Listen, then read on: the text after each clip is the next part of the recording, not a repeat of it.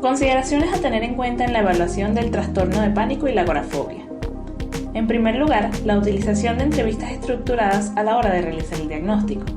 Se considera necesario establecer un adecuado diagnóstico diferencial que permita delimitar si el problema es un trastorno de pánico y agorafobia o se explica mejor por una enfermedad o por el consumo de sustancias psicoactivas. Es necesario diferenciarlo también de otros trastornos de ansiedad y problemas relacionados. En segundo lugar, los ataques de pánico y episodios de síntomas limitados. Los ataques de pánico que están desencadenados por pensamientos específicos que se producen en el marco de otros trastornos de ansiedad se deberían considerar ataques de pánico predispuestos situacionalmente. Además, después de padecer un trastorno de pánico y agorafobia durante bastante tiempo, es posible que la persona sea consciente de que los ataques están asociados a la presencia de determinadas sensaciones físicas, lo que indicará que los ataques ya no son inesperados. Con el objetivo de confirmar la presencia de ataques de pánico inesperados, es importante revisar los primeros ataques que sufrió al inicio del trastorno. Muchas veces los pacientes utilizan de forma similar pánico y ansiedad, o no distinguen entre episodio de pánico y episodio de síntomas limitados. Para asegurarse de que el paciente registre adecuadamente los ataques de pánico, es conveniente tener una entrevista con él y explicarle detalladamente las diferencias existentes entre ellos. Es muy conveniente también elaborar descripciones de algún caso que clarifiquen todos estos aspectos. En tercer lugar tenemos la ansiedad anticipatoria. La noción de ansiedad anticipatoria en el contexto del trastorno de pánico y agorafobia engloba al menos la aprensión acerca de tener un ataque de pánico, la expectativa de que el ataque de pánico se producirá y será peligroso para la persona y la tendencia a temer el ataque de pánico o las sensaciones corporales relacionadas con él. Ahora bien, es posible también centrarse en la evaluación de la ansiedad que el paciente experimenta cuando aparecen determinadas sensaciones físicas y los pensamientos que tienen relación a todo ello. En este caso, existe una serie de instrumentos que pueden ser válidos para este propósito, como el cuestionario de cogniciones agorafóbicas y el cuestionario de sensaciones corporales. En cuarto lugar tenemos la evitación y los síntomas fóbicos. Otro importante aspecto a considerar es la evitación agorafóbica y los síntomas fóbicos. El clínico puede rastrear directamente los patrones de evitación que presenta la persona analizando las situaciones concretas que evita por el miedo a tener un ataque de pánico o por el miedo a las posibles consecuencias de este. Se debe construir un listado de las situaciones o contextos temidos valorando de forma separada el grado de temor y de evitación que produce el paciente. En quinto lugar tenemos el grado en el que el problema interfiere en la vida cotidiana. Es recomendable obtener un índice compuesto global que tiene que incluir la presencia de episodios de pánico, episodios de síntomas limitados, ansiedad anticipatoria, síntomas de evitación y deterioro debido al trastorno de pánico con agorafobia o interferencia. Para cubrir parte de este propósito, se suele recomendar la escala de gravedad del trastorno de pánico, de Sher. En sexto lugar tenemos la comorbilidad. Se considera necesario delimitar si están presentes otros trastornos de los ejes 1, 2 y 3. Además, habría que evaluar estos aspectos tanto antes del tratamiento como una vez finalizado. Con independencia de que se detecten o no otros trastornos, se considera también necesario obtener datos acerca del grado de ansiedad general y de depresión que pueda experimentar la persona. En séptimo lugar tenemos la definición de buena respuesta al tratamiento, remisión y recaída. Por ejemplo, Sher y Maser recomiendan considerar episodios de ataques de pánico y episodios de síntomas limitados, ansiedad anticipatoria y síntomas fóbicos, interferencia del problema en distintos ámbitos de la vida cotidiana, estimación global de la gravedad del problema y de la mejoría realizada por el paciente y por el terapeuta, y la utilización de los servicios de salud, tanto psiquiátricos como no psiquiátricos, y el uso del alcohol u otras drogas. Y en octavo lugar tenemos la necesidad de establecer seguimientos. Primero se tiene que realizar una entrevista clínica, que sería el primer contacto con el paciente para generar esa confianza, ese rapport, y también para obtener gran cantidad de información del primer filtro que viene siendo el paciente. La entrevista clínica, desde cualquier perspectiva de la psicología, se utiliza para obtener información acerca de una breve descripción del problema, es decir, cómo es el problema, cómo se manifiesta, cómo lo padece el paciente, qué siente, cómo le ocurre, qué le genera, qué piensa cuando ocurre este episodio. episodio o este problema, y también nos permite obtener información acerca de la historia natural del paciente y de la historia médica. En tanto, la historia médica, bueno, se tiene información acerca de sintomatologías, diagnósticos, tratamientos que padece el paciente, por qué toma ese tratamiento, qué efectos le genera, por qué no toma otros tratamientos y cuándo fue recetado ese tratamiento.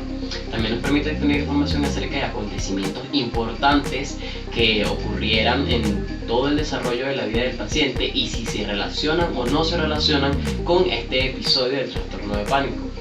La entrevista clínica también nos permite tener información acerca de la historia del problema. Cómo inició el primer episodio, cómo se fue evolucionando, cómo está instaurado el conjunto de episodios actualmente y también si ha existido algún tipo de evolución o cambio en la persona a raíz de estos episodios. También la entrevista nos permite obtener información acerca de los antecedentes familiares, si existe algún trastorno importante en la familia que hay que rescatar, si existe algún tipo de información valiosa por parte de los familiares en relación a enfermedades y salud que pueda ser relevante o no para la información del paciente a lo largo de la terapia. Y también nos permite tener información acerca de los rasgos de personalidad de la persona, cómo se comporta la persona, cuáles son los comportamientos más característicos de esta y cómo ha ido evolucionando desde el inicio de los episodios de trastorno de pánico. También se puede utilizar lo que sería la entrevista semiestructurada, que es básicamente utilizar ítems del DSM-4 o el DSM-5 para obtener un diagnóstico diferencial y también nos permite obtener información para el análisis funcional subsecuente.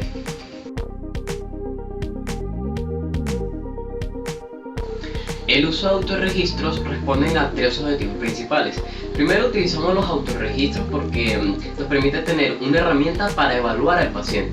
También puede ser una herramienta terapéutica. Utilizamos el autorregistro porque nos permite tener información entre sesiones. ¿Cómo se está generando ese problema fuera del espacio de la sesión terapéutica? Es decir, en la casa, en el trabajo, en el colegio o donde sea que se manifieste el problema con el paciente. Luego tenemos el uso del autorregistro como herramienta de evaluación de la terapia, es decir, nos permite evaluar cómo han sido los cambios desde el inicio de la terapia hasta el final, es decir, durante todo el transcurso de la terapia.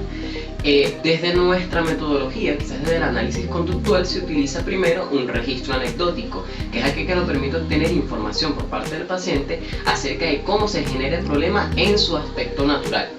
Es decir, nos permite obtener información para generar un análisis funcional subsecuente, porque en este registro el paciente va a denotar cómo se siente, qué piensa y qué ocurre cuando se genera un ataque de pánico y también qué lo desencadenó, es decir, qué ocurrió antes y qué ocurrió después. Luego de este registro tenemos el registro de ataques de pánico, que nos permite tener información sobre la dimensión del ataque de pánico propiamente dicho, es decir, sobre cuán frecuente es, sobre la duración, sobre la intensidad.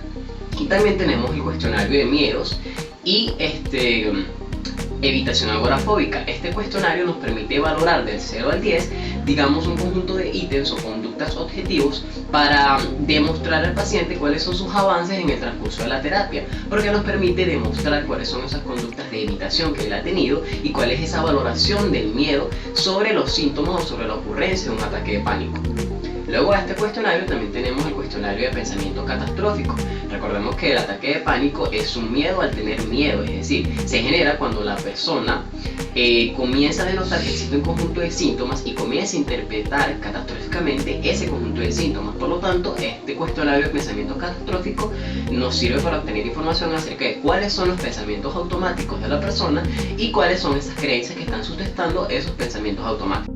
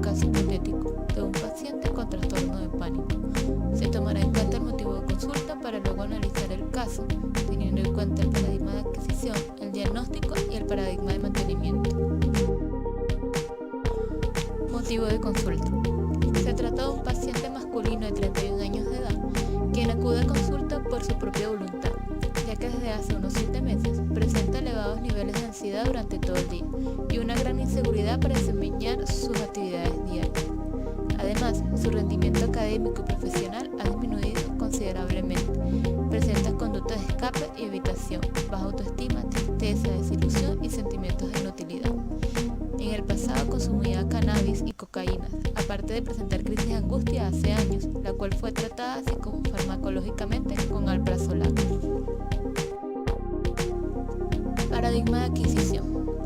Mientras consumía alcohol y marihuana, hace 6 años, el paciente presenta la primera crisis en donde señala las palpitaciones como síntoma principal que le causó miedo intenso a sufrir un ataque cardíaco. Junto a este se presentan otros síntomas como sudor, temblor, sensación de pérdida de control, ahogo y mareo, lo que evidencia un paradigma de adquisición mediante condicionamiento clásico, en donde las palpitaciones, siendo un estímulo indiscriminado del miedo a sufrir un ataque cardíaco, se vio condicionado con los otros síntomas que para ese momento eran estímulos neutros. Es importante agregar que luego de esta primera crisis le prescriben alprazolam durante 3 semanas. Las crisis ceden, pero desde entonces no sale a la calle sin la pastilla, teniendo que recurrir a la misma en determinadas situaciones que le provocan activación fisiológica. Mediante el uso de diferentes métodos de evaluación, especialmente el registro anecdótico, se determinó que presenta 5 de los 13 síntomas que según el DSM-4 son necesarios que se presenten para un diagnóstico de ataque de pánico.